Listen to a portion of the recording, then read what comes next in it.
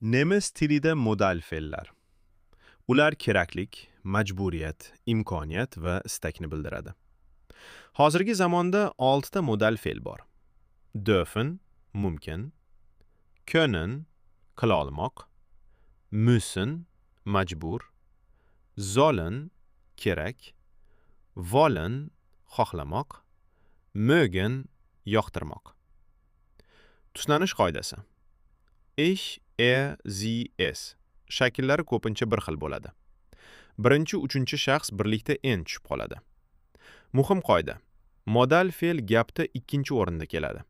Asosiy fe'l infinitivda va gap oxirida bo'ladi. Misollar. Ich kann Deutsch lernen. Wir müssen nach Hause gehen. Will Arzt werden. Eslab qoling. Modal fe'llar nemis tilida juda ko'p ishlatiladi. Ularni bilsangiz, gapirish osonlashadi.